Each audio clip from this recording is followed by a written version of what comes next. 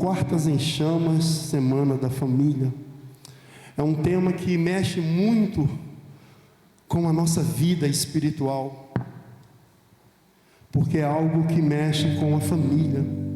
E tudo aquilo que mexe com a família, mexe com as intenções dos pais, seja para o bem ou seja para o mal, mas mexe com os pais.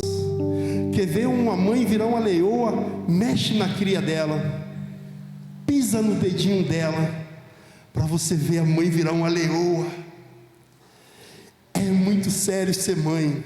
Pai já é mais maleável, mas mãe, misericórdia, meu filho, é uma leoa em cima assim, bateu no meu filho, rapaz, quem é você? Não está nem aí. Mas nós somos diferentes em nome de Jesus. Nós somos diferentes. Oh, glória a Deus. Amados, queria convidar vocês a abrir as suas Bíblias no livro de 2 Reis, capítulo 4. Vamos entender um pouco a situação desta mãe, desta mulher e de algumas mães da Bíblia, a qual mulheres que passaram por situações, e nos dias de hoje, algumas vezes nós a criticamos, mas não entendemos o profundo do que passaram e por que falaram o que falaram. Mas hoje nós, em nome de Jesus, nós vamos entender um pouco. Livro de Salmos, segundo livro de Reis, segunda de Reis, capítulo 4, versículo 1 até o 6, e diz assim: certa mulher das mulheres dos discípulos dos profetas clamou a Eliseu dizendo: meu marido, teu servo, morreu, e tu sabes que ele temia ao Senhor. É chegado os credores para levar os meus filhos para lhe serem escravos. Eliseu lhe perguntou: que tenho eu fazer? Diz-me que é que tens em tua casa.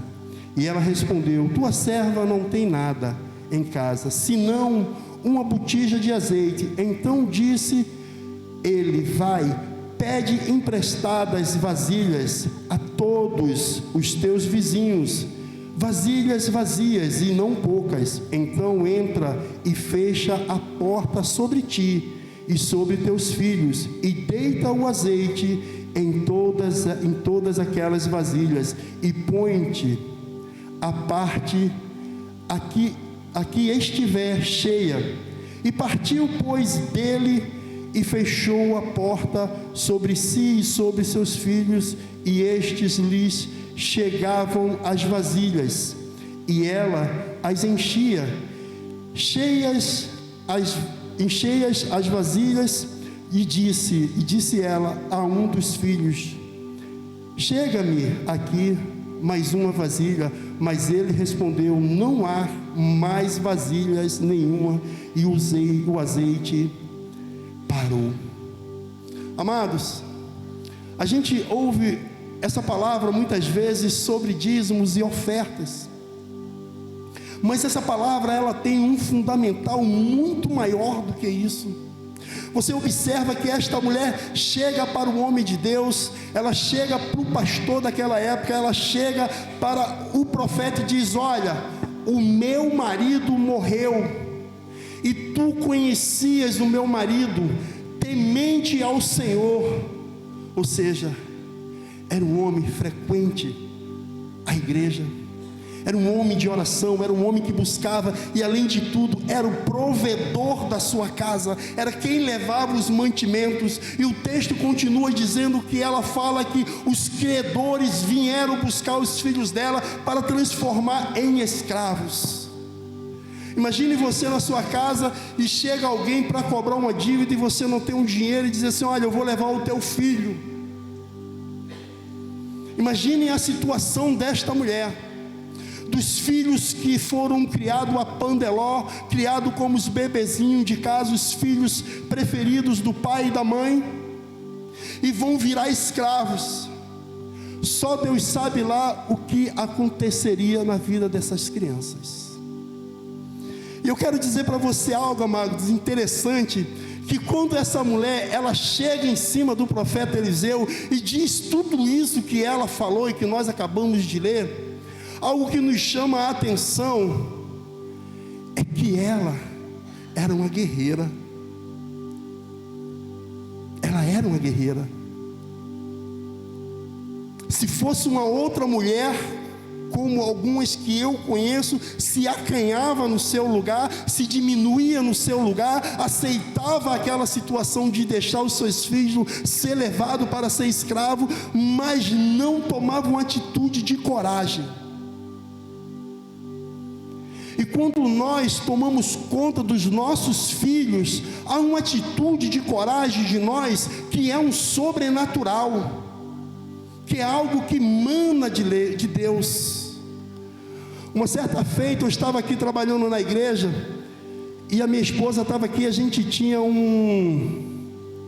nas quintas-feiras, umas orações que era de 10 às 11, e o telefone tocou, era a diretora da escola avisando: olha, você vem aqui na escola porque houve um problema com a sua filha Karina. E a Cláudia: o que foi, filho? O que aconteceu? Eu falei: não, a diretora pediu para a gente ir na escola porque está tendo um problema lá com a Karina.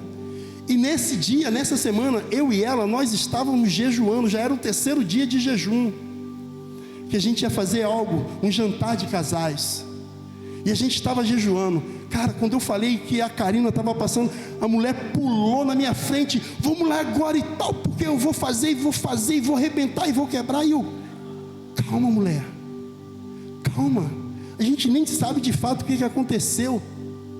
Ela: não, mas eu vou bater, como é que é isso? Vai bater na minha filha? Não pode, está pensando o quê? Eu vou pegar ele sim. Um garoto. Quando a gente chega na igreja, o garoto era um garoto especial, um garoto que tinha um problema mental. E eu olhei para ela e falei: e aí, braba, tu vai para onde? Ela: misericórdia. Eu falei: Cláudia, se liga, a gente está jejuando, 3º dia de jejum, sexta-feira, jantar de casais. Cara, se liga.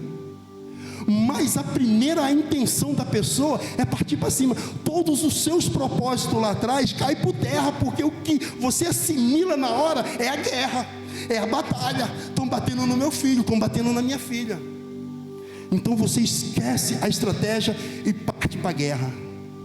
E isso é interessante na nossa vida, porque essa mulher, ela foi na pessoa certa, conversar com a pessoa certa, diante de Deus, e o homem libera uma palavra.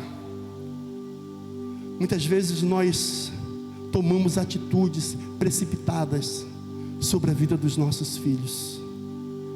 Uma atitude precipitada é uma que nós ouvimos todo mundo falar que o nosso filho errou, mas cara, para a gente ele não errou, ele está certo. E isso é um erro nosso, porque a gente tem que elaborar aquela situação e dizer: cara, eu sei que, cara, Kaique, tu não é santo, Kaique, tu não é santo, Kaique. Eu dava todo dia a ele, eu dava a ele 8, 10 reais para ele lanchar. Ele ficou um mês inteiro, Karina, jogando no flipper, o mês inteiro, e mandava um recado para mim, e ele rasgava o recado e ficava de boa. Teve que mandar uma aluna falar comigo para poder ir na escola. E eu: cara, todo dia, cara, eu te dou dinheiro para tu lanchar, tu vai jogar flip, tu tá maluco? E o rapaz que ficava na portaria, ele já viu que eu estava crescendo por cair, que ele: pai, deixa eu te falar, pai, vai passar, fica calmo, tu tá nervoso. Cara, a gente fica nervoso quando a gente vê o nosso filho no erro, mas tem pais que passam a mão na cabeça. E a Bíblia diz que quando nós passamos a mão na cabeça dos nossos filhos hoje, enquanto pequeno, lá na frente mais velho, nós vamos chorar. Então é melhor corrigirmos agora, para lá na frente nós termos alegria, porque é isso que a Bíblia diz que nós temos. Quer ver uma outra situação muito bem interessante, muito bem colocada? Todos nós falamos que a esposa de Jó era doida, era uma mulher sem Deus, era uma mulher esvairada. Mas se coloca no lugar dessa mulher. Ela está na casa dela, vamos dizer que lavando a louça, e chega um mensageiro e diz: olha, os teus 10 filhos morreu. E a mulher vai para o sepultamento, e daqui a pouco chega outro: olha, tu perdeu todos os teus bens. Aí daqui a pouco chega outro e diz: olha, o teu marido está leproso. Seja sincero, amados. Quando a gente enterra um filho, a primeira coisa que a gente diz para Deus: Deus, por que comigo? Por que o meu filho? Não podia ser com Davizinha, que não é crente? Mas você já parou para pensar que tudo que acontece com a gente é permissão de Deus? E se o filho da vizinha não morreu, é porque Deus ainda tem um propósito na vida dele? Mas nós, primeira coisa que falamos: por que comigo, Deus? Eu sou dizimista, eu sou ofertante, eu sou assíduo na igreja, eu oro, eu canto, eu danço. Mas não é assim que funciona. Quando eu me converti de verdade, porque eu nasci num lar evangélico, na Assembleia de Deus, mas nunca fui batizado na Assembleia de Deus.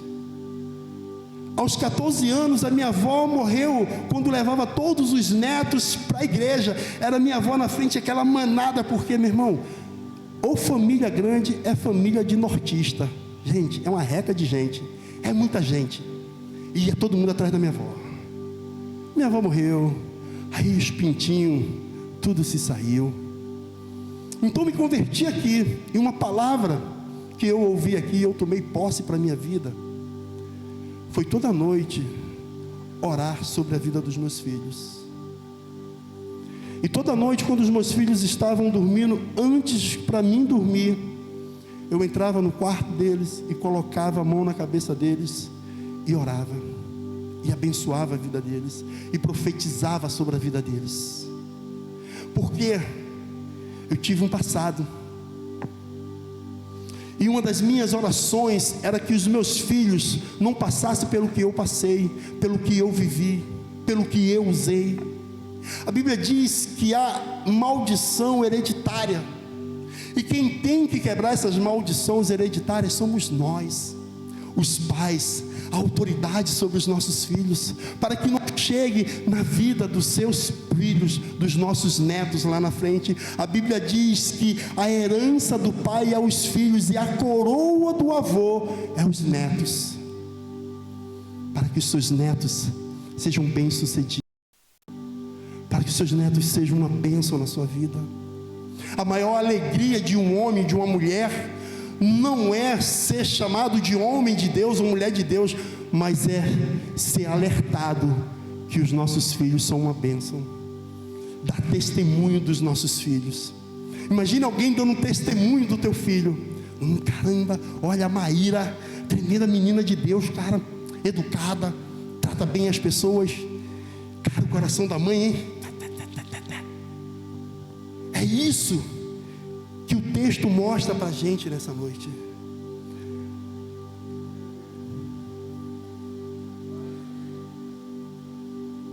Uma família que crê em Deus nunca a divide só. Uma família que acredita em Deus, que é pautada na palavra de Deus, todas as dificuldades são discutidas em reuniões e tratadas entre eles em orações, em colocar diante de Deus todas as preocupações, todas as dívidas, tudo aquilo que traz tristeza, é colocar diante da família, ou seja, se reunir e orar a Deus e buscar em Deus uma solução.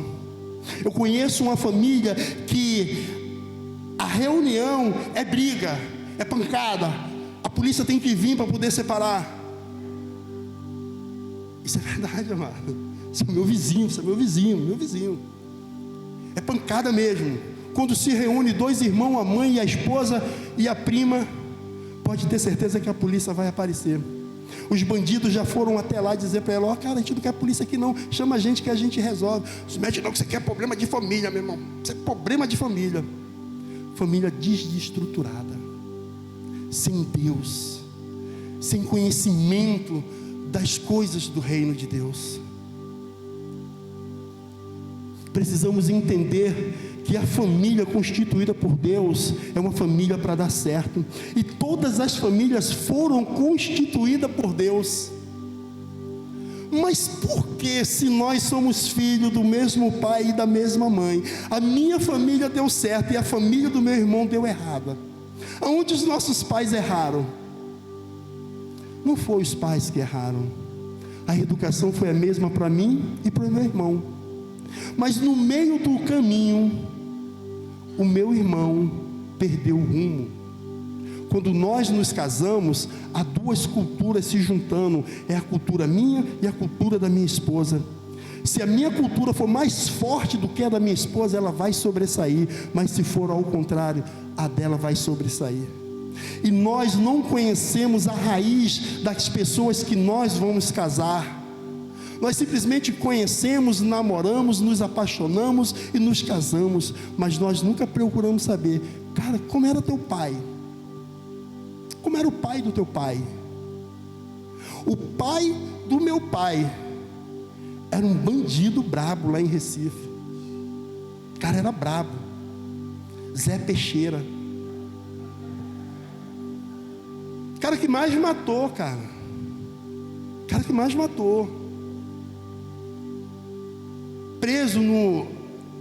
O presídio hoje é um ponto de referência em Recife, virou a Casa de Cultura, mas era um presídio antigo. O dia que vocês forem em Recife, vão conhecer, porque é muito lindo. Então, e eu vim saber disso depois que eu me converti, depois que eu aprendi a ser gente, investigando pela a minha mãe, pelas minhas tias, a história do meu avô. E o cara era bandido, bicho.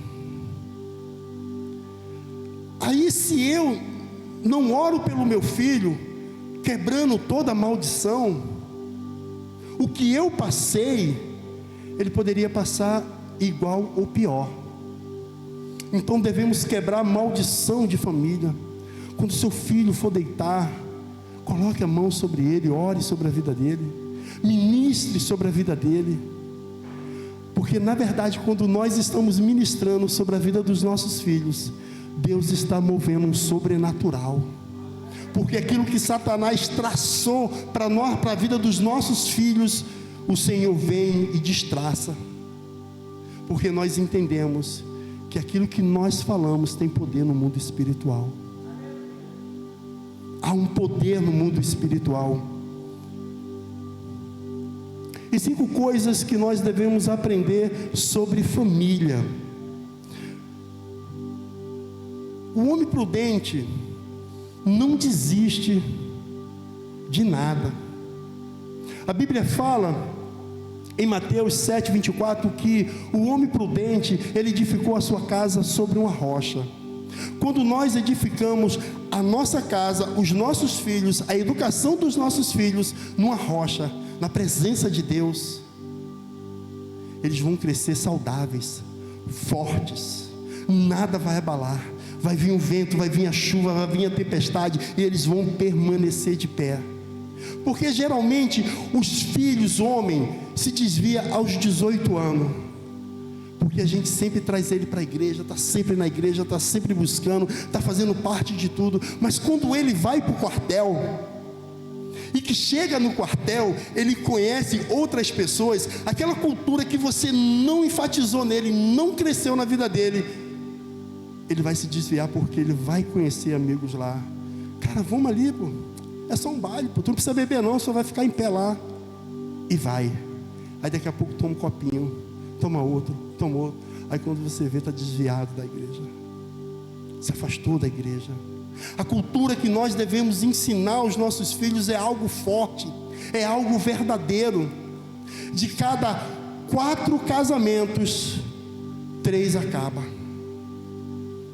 Imagine como é que é as coisas. E nos dias que nós estamos vivendo hoje, a qual a sociedade diz que nós devemos tratar os nossos filhos como eles dizem que tem que ser tratado, não como a Bíblia. Se nós tomarmos parte daquilo que eles falam para nós, os nossos filhos estão perdidos. A geração dos nossos filhos estão acabada. Então, amados, não abra mão de orar pelos seus filhos, não abra mão de orar pela vida deles, não abra mão de incentivá-lo eles a estar na casa de Deus. Eu tenho orgulho e bato no peito de falar que o meu filho, ele se desviou, mas de maior de idade, e a Bíblia diz que nós devemos ensinar os nossos filhos o caminho a qual ele deve andar, para que mais tarde ele não venha se desviar. Mas se ele se desviar, não há sangue dele sobre as nossas mãos, porque a nossa parte nós fez. Só que quando os nossos filhos criam uma família, cria algo para ele, as decisões é dele, as decisões são deles. Mas devemos permanecer em orações, em buscar diante de Deus para que eles se retornem. Esse é o nosso papel de pai e de mãe.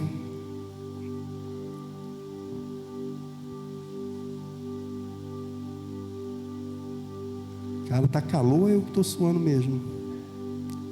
Rapaz, tá calor, obrigado, Aninha. Provérbios 19:14 diz assim. Essa aqui é muito legal, cara, porque vai mexer com os maridos agora. As mulheres vão até dizer assim, oh, glória a Deus. E diz assim: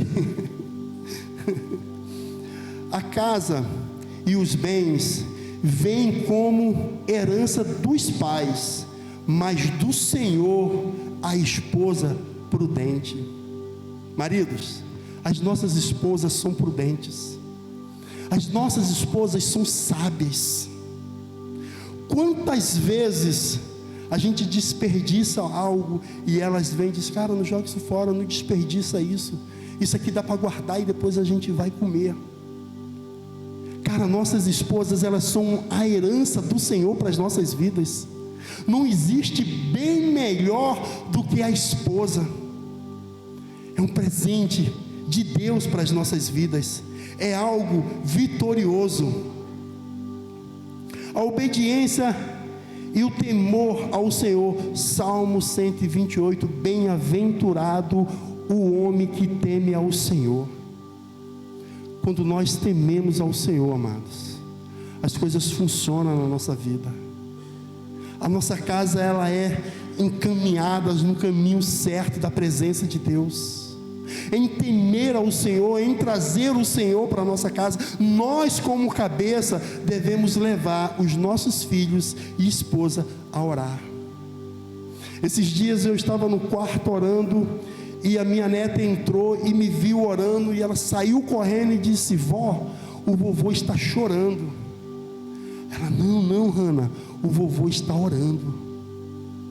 Devemos mostrar para os nossos filhos, para os nossos netos, que nós somos homens e mulheres de oração. Devemos mostrar que a oração faz um efeito na nossa família.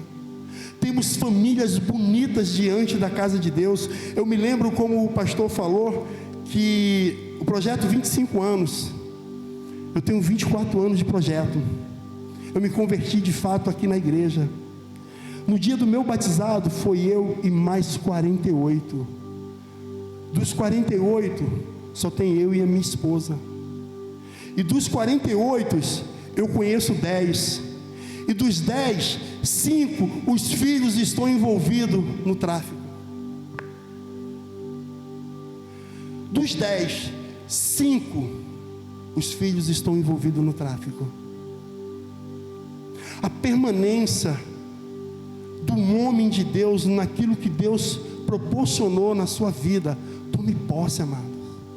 Não abra mão do reino de Deus por coisas deste mundo. Se você parar para pensar, quando seu filho era pequeno, você pegava ele e levava ele para jogar bola, levava ele para brincar na praça. Hoje em dia, o filho teu não pega o teu neto para levar para jogar bola, porque dá o celular para ele brincar, ou para ela brincar. E isso está desconstruindo uma infância verdadeira na vida de uma criança. Vão crescer crianças alienadas, só pensando em internet. E muito bom é brincar de pique-esconde, pique-bandeira, polícia ladrão. É muito bom rodar peão. Hoje em dia, cara, você não vê mais isso. Peão na rua, bola de gude, você não vê, cara. Ainda vê muito mais ou menos pipa, mas bola de gude. Quando eu era pequeno, a gente pegava a quenga do coco, furava ela, botava um barbante e pisava, botava no meio do dedo e saía em cima, batendo igual cavalo pela rua, e ficava um monte correndo pela rua. As vizinhanças tudo acordando, porque a gente bagunçava. Tinha um senhor lá que pegava a nossa bola e furava. Aí a gente fazia totô numa lata e jogava na casa dele. Aí estourava na casa dele, pá, para tudo quanto era lugar. Era coisa de criança, cara. É coisas que hoje a gente fica lembrando e fica rindo. Cara, eu tive infância. Infância boa. Infância legal. Sabe, não dê o celular para o seu filho em todo momento, a toda hora. Porque está chorando. Não, só com isso ele, não, em nome de Jesus, amados. Esses dias eu fui dar o celular para minha neta. Minha neta, não, vovô, não pode não, mamãe proibiu. A menina de 5 anos, cara. Eu falei, pô, glória a Deus, cara. Glória a Deus. Isso é muito bom para a gente, amados. É brincar. Cara, as minhas netas saem de casa, eu fico todo arrebentado, cheio de dor. É verdade, cara. Mas é bom você ver um sorriso de uma criança. Cara, eu fico mal, eu fico com os braços doloridos, que ela, vovô, avião. Meu Deus do céu. Mas vale a pena, amados. Vale a pena a gente gastar tempo com os nossos netos, com os nossos filhos. Vale a pena. É um tempo que vai passar e não vai voltar mais. Imagine você perdendo a sua neta, ou o seu neto, ou o seu filho para um celular, cara. Eu tive vendo uma reportagem interessante de um site que as crianças se trancam no quarto, e esse site é o seguinte: o cara a pessoa do outro lado fica falando com a criança, com o jovem, com o adolescente, fazendo algumas coisas. Aí a criança faz, eles filmam aquilo e bota. Eles pegam aquilo que filmou e fica chantageando as crianças. Se você não fizer o que eu vou mandar você fazer, eu vou mostrar essa foto para o seu pai, para a sua mãe. E a criança começa a se cortar, começa a se mutilar. Teve um que tocou fogo em casa, e tem que filmar para quem está do outro lado ver o que ele está fazendo. Gente, isso é muito sério. Isso é muito sério. Devemos vigiar os nossos filhos. O celular é uma caixinha de surpresa, na verdade, para o bem ou para o mal. E se a gente deixa eles à vontade com aquilo e não chega lá pelo menos para dar uma olhada, o que você está vendo? Nós vamos perder os nossos pequenos. E depois não adianta chorar, porque Deus nos deu esses meninos, os nossos filhos, como herança. Nós vamos prestar conta a Deus. Os filhos não são nossos, estão aqui para nós educarmos, ensinarmos no caminho que deve andar. Mas vamos dar conta a Deus.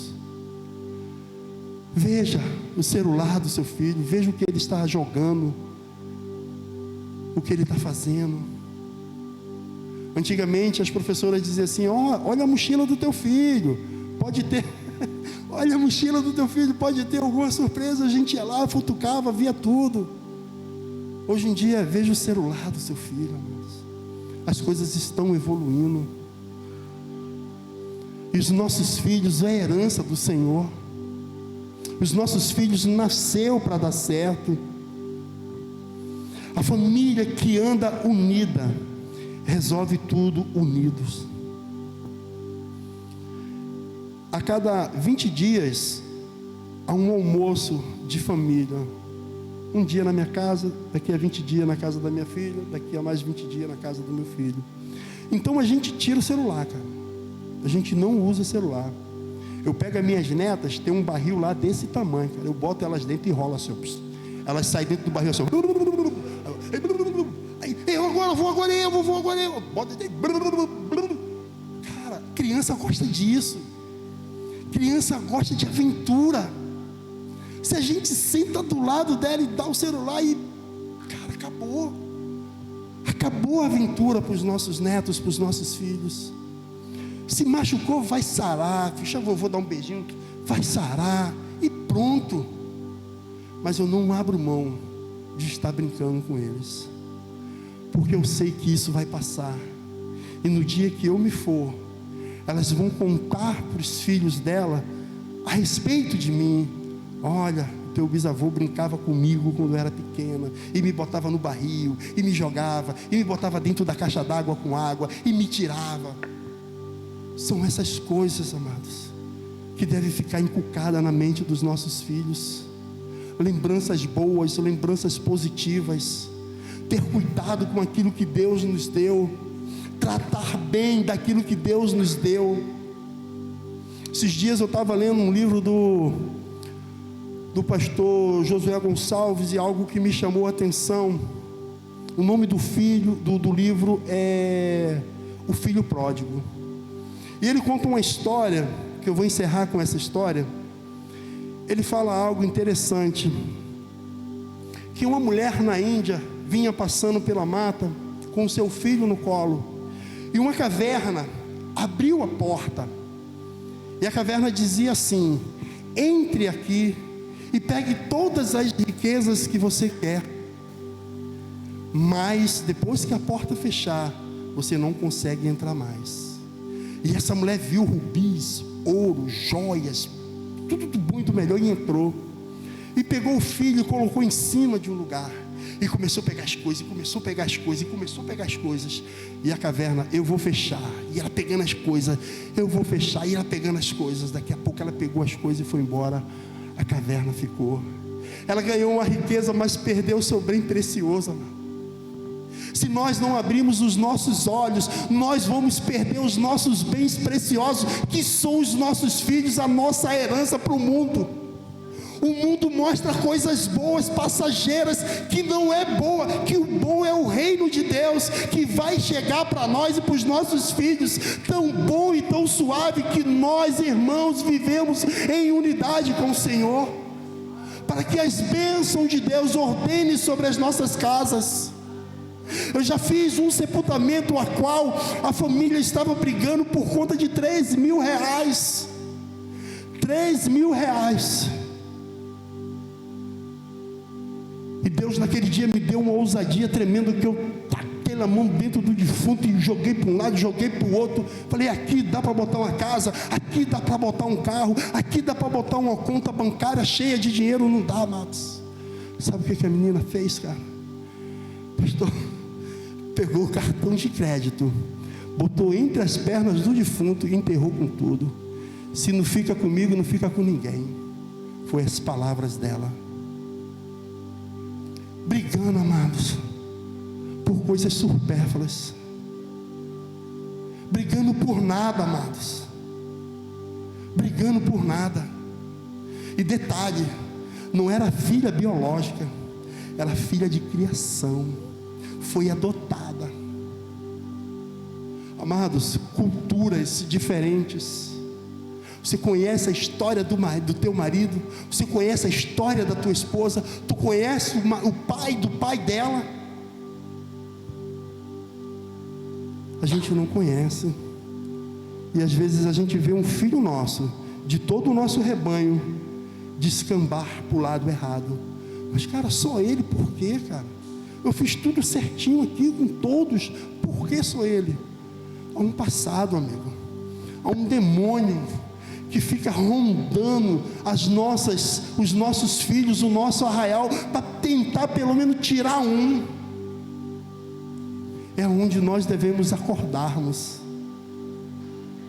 e olhar os nossos filhos, orar com os nossos filhos. Não abra mão, amados. Quando eu fazia compra em casa, que agora a gente não faz compra, eu compro 1 quilo de cada coisa, que é só eu e a mulher, ainda sobra comida para mais 3 meses. Eu chegava em casa e colocava as compras tudo no chão, chamava meus filhos e a gente orava as primícias. Eu aprendi isso dentro da igreja, eu aprendi isso na casa do Senhor. Tudo que entra na nossa casa devemos consagrar ao Senhor,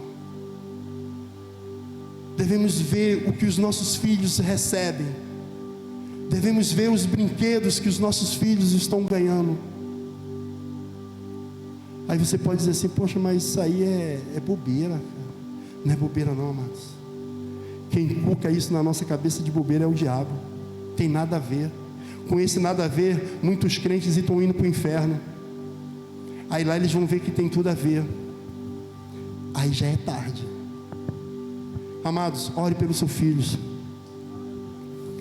Consagre os seus filhos ao Senhor. Explique o Evangelho para o seu filho. Leva tempo, mas vale a pena. É dolorido, mas vale a pena. Gere um homem ou uma mulher de Deus na sua casa. Gere algo diferente no seu filho. As pessoas têm que ver na escola a diferença, mesmo ele sendo pequeno.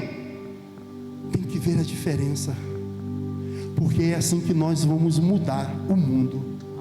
É quando nós colocarmos os nossos filhos no caminho do Senhor. Amém, amados?